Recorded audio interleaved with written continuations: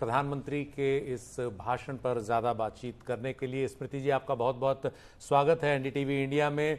प्रधानमंत्री नरेंद्र मोदी ने एक जोरदार भाषण दिया एक बार फिर अमेरिका में, न्यूयॉर्क में, खचाखच भरे अरीना में हजारों लोगों ने उनको सुना। इस भाषण पर आपकी पहली प्रतिक्रिया है, किस तरह देखती हैं आप भारत की ताकत को इस भाषण में? हमें समझना होगा कि यूएस में वर्तमान में जो भारतीय समुदाय के मूल लोग हैं, उनकी जनसंख्या में हिस्सेदारी 3% की है। लेकिन हिंदुस्तान के मूल के जितने भी निवासी वर्तमान में यूएस में हैं, भले ही पॉपुलेशन की उनकी जो संख्या है 3% है, जीडीपी में उनका जो योगदान है वो लगभग 6% का है। तो मतलब जितनी उनकी संख्या उससे डबल उनका आर्थिक सहयोग है हिंदुस्तानियों का यूएस में। जहाँ तक कि प्रधानमंत्री मोदी जी के भाषण का आपने उल्लेख किया है, उनके भाषण में विविध प्रकार की नई चीजें आज और स्पेशली यूएस में वर्तमान में जो चुनाव चल रहे हैं उसके मद्देनजर मुझे लगता है महिलाओं के बारे में, और हिंदुस्तान में हमने महिला और महिला नित विकास के संदर्भ में प्रधानमंत्री मोदी के 10 साल के कार्यकाल में जो जो काम हुए उनको जो गिनाया, मुझे लगता है वो अपने आप में बहुत खास है।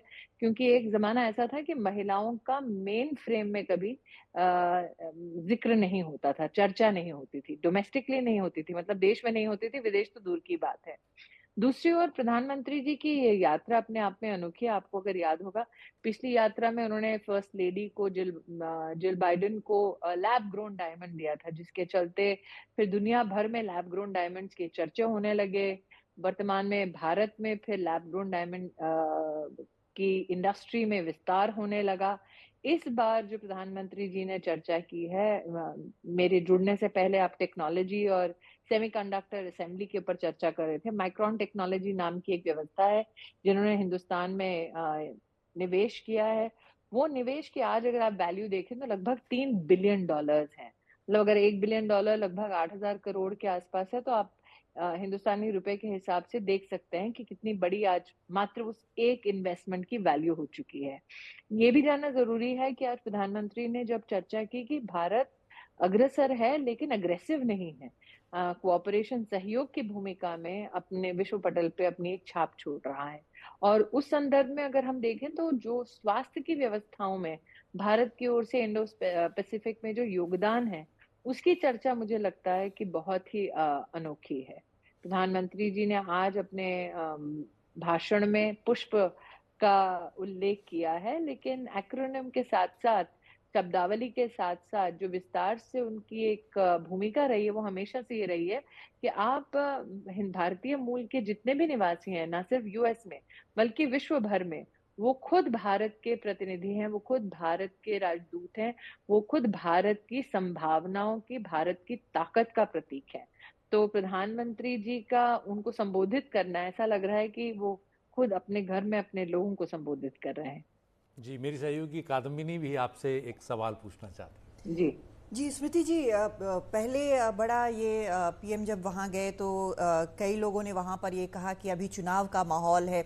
हमने जो भी भाषण सुना उसमें बड़े अच्छे से उन्होंने बताया कैसे भारत में चुनाव का जश्न हुआ है, अमेरिका में होने वाला है। तो एक तरह से इनडायरेक्टली ही सही लोकतंत्र की बात उन्होंने की, और बिना किसी और पॉलिटिकल पर्सन के वहाँ होने के बावजूद उन्होंने अपना संदेश भी दे दिया। बहुत जरूरी है कि हम जो भारतीय मूल के निवासी हैं उनके सम्मुख जब चर्चा करें तो सिर्फ लोकतांत्रिक ढांचों के, लोकतांत्रिक मूल्यों की करें। क्योंकि हमारी सरकार के मुखिया जब विदेश जाते हैं तो हमें इस प्रोटोकॉल का और इस नियम का ख्याल रखना पड़ता है कि हम मूलतः किसी भी देश की अंदरूनी राजनीतिक उठापटक पर कोई विशेष टिप्पणी ना करें या किसी विशेष कैंडिडेट के बारे में चर्चा ना करें। उसी परंपरा का स्वागत आज प्रधानमंत्री जी ने किया, उसी का उदाहरण उन्होंने प्रस्तुत किया। लेकिन संग ये भी संदेश दे दिया कि विश्व की सबसे बड़ी जो एक जनसंख्या की इकाई है, जो विश्व की सबसे बड़ी लोकतांत्रिक शक्ति है, वहां पर कितनी शांति से एक तो चुनाव संपूर्ण हुए, उसके साथ ही साथ पहली बार हमारे देश में एक नॉन कांग्रेस जो प्रधानमंत्री हैं वो तीसरी बार अपनी सरकार बना रहे हैं, आजादी के बाद पैदा होने वाले पहले प्रधानमंत्री। तो अपने आप में भारतीय लोकतंत्र की जो एक यूनिकनेस है, एक विशेषता है, उसको आज प्रधानमंत्री जी ने अपने भाषण के माध्यम से उल्लेखित किया कि हम विश्व के सबसे बड़े एक लोकतांत्रिक ढांचे का हिस्सा हैं और अमेरिका में आगामी जो चुनाव है उसके लिए हर अमेरिकी नागरिक को अपनी ओर से शुभकामना और अभिनंदन भेजते हैं। जी उमा, आप कुछ सवाल पूछना चाह रहे हैं? जी स्मृति जी, हमने देखा कि किस तरीके से प्रधानमंत्री मोदी ने वहाँ रहने वाले भारतीय मूल के लोगों की तारीफ़ की और राष्ट्रदूत उनको बताया, और ऐसा पहली बार नहीं है कि उन्होंने राष्ट्रदूत शब्द उनके लिए इस्तेमाल किया।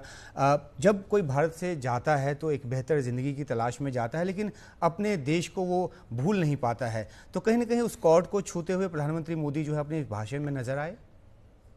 मुझे लगता है कि हमें 2-3 बातों का विशेष ख्याल रखना चाहिए। आज इस बात को कोई नकार नहीं सकता कि एक तरफ 2000 से ज्यादा अमेरिकी कंपनियां वर्तमान में हिंदुस्तान में निवेश कर चुकी हैं और वर्तमान में हिंदुस्तान में काम कर रही हैं, और दूसरी ओर भारत के मूलभूत 130 कंपनियां वर्तमान में अमेरिका में लगभग 40 से 50 बिलियन डॉलर्स का निवेश कर चुके हैं। अब एक जमाना ऐसा था जब आप कहते थे कि सब जा रहे हैं बेहतर प्रॉस्पेक्ट्स की तलाश में, बेहतर कल की अपेक्षा में, लेकिन ये भी आज सत्य है कि कई भारतीय मूल की जो कंपनियां हैं वो अमेरिका में इन्वेस्ट करने के लिए अमेरिका सामने से बुला रहा है। एक विशेषता कोविड के वक्त जो हमारी फार्मास्यूटिकल जो ताकत दिखी दुनिया को कि भाई वैक्सीन भी बनाया, लगभग 150 करोड़ लोगों को वैक्सीन लगवाया भी और लगभग 160 देशों को वैक्सीन भेजा भी। उसके चलते कई हमारी भारतीय मूल की कंपनियां जो हेल्थ केयर में हैं उनको अमेरिका में निवेशक बहुत मिले, उनको बहुत समर्थन वहां पर मिला। तो मेरा ये मानना है प्रधानमंत्री जी जब राजदूत की रूप में भारतीयों को देखते हैं, उनकी सराहना करते हैं, तो आप सेक्टोरली देखें आज बिग टेक जिसको कहते हैं टेक्नोलॉजी के क्षेत्र में जो मूलतः ऐसी कंपनियां चला रहे हैं वो भारतीय मूल के लोग हैं। तो आज प्रधानमंत्री जी का उनका उल्लेख करना, उनकी सराहना करना, भारत की उस ताकत को बढ़ाना, भारत की उस एस्पिरेशन को पूरा करने की जो बात उनका वहां कहना है, मुझे लगता है भारतीय मूल के जो निवासी हैं उनकी भी वंदना है, लेकिन साथ में भारत की जो एक सिविलाइजेशनल ताकत है, जो कल्चरल ताकत है, जो एक ब्रेन पावर है, उसका भी कहीं ना कहीं प्रधानमंत्री जी द्वारा मुझे समर्थन दिखा और मुझे सेलिब्रेशन दिखा। एक और सवाल, प्रधानमंत्री नरेंद्र मोदी की जो लोकप्रियता है वो देश में तो है ही, विदेशों में जहां भी प्रधानमंत्री जाते हैं भारतीय समुदाय के लोग बिल्कुल हाथों हाथ प्रधानमंत्री को लेते हैं। और अमेरिका में हमने देखा, ऑस्ट्रेलिया में देखा, ब्रिटेन में देखा, जहां भी प्रधानमंत्री पहुंचते हैं तो एक तरह से उन्हें देखने के लिए किसी रॉक स्टार की तरह लोग वहां जुटते हैं। प्रधानमंत्री की शख्सियत को और जो इंडियन डायस्पोरा है उनके प्रति आकर्षण को आप किस तरह से बयान करेंगे? देखिए, अगर आप मूलतः आर्थिक विषयों के संदर्भ में पूछे तो आज भारत और यूएस के बीच का जो रिश्ता है आर्थिक मर्चेंडाइजिंग में या सर्विसिंग में लगभग 190 बिलियन डॉलर्स का आदान प्रदान हो गया है 2023 के वर्ष में। लेकिन अगर आप, मैंने जैसे कि पिछले जवाब में कहा था, अगर आप भारत की ताकत को उनके डिजिटल स्पेस में देखें तो सत्या नडेला हो, सुंदर पिचाई हो, ऐसे कई भारतीय मूल के लोग हैं जिन्होंने अपना लोहा वहां पर साबित किया है। लेकिन जहां तक प्रधानमंत्री जी के अपने स्वागत और गर्मजोशी से उनका जो स्वागत होता है उसके संदर्भ, कई बार लोग इस अपेक्षा में बैठे होते हैं कि जब उनके देश के सरकार का मुखिया आता है तो मुखिया अपना महिमा मंडन नहीं करवाता, अपने देश की संभावनाओं का जब महिमा मंडन करता है तो फिर वो आदान प्रदान आदर्शों का या फिर सराहना का स्वाभाविक है। आज उनके भाषण से पहले आपने देखा होगा विविध नृत्य और गीत के माध्यम से हिंदुस्तान की जो कल्चरल सांस्कृतिक विरासत जो है, जो हमारा कल्चरल डाइवर्सिटी जिसको कहते हैं अंग्रेजी में, उसका एक प्रतिबिंब आपने देखा। क्वाड के चलते कई लोगों का ध्यान शायद इस बात की ओर आकृष्ट नहीं होगा कि अमेरिका ने लगभग 300 भारत की जो हमारे देवी देवता हैं उनकी मूर्तियों को वापस किया। अब तक लगभग अमेरिका से प्रधानमंत्री मोदी के कार्यकाल में 600 मूर्तियां वापस आई हैं। और अगर आप ब्लैक मार्केट के नंबर्स देखें तो ऐसी मूर्तियां कम से कम 1 से 3 मिलियन डॉलर्स में ब्लैक मार्केट में बिकती थी। अमेरिकी सिस्टम का प्रधानमंत्री के प्रति सम्मान देखते हुए, प्रधानमंत्री का अपने कल्चर, अपनी विरासत के प्रति सम्मान देखते हुए 300 मूर्तियां भारत को वापस करना, ये दर्शाता है कि उनकी सराहना सिर्फ भारतीय मूल के निवासियों के मध्य में नहीं है, अमेरिकन गवर्नेंस सिस्टम्स में भी प्रधानमंत्री के कई समर्थक और कई एडमायरर्स हैं।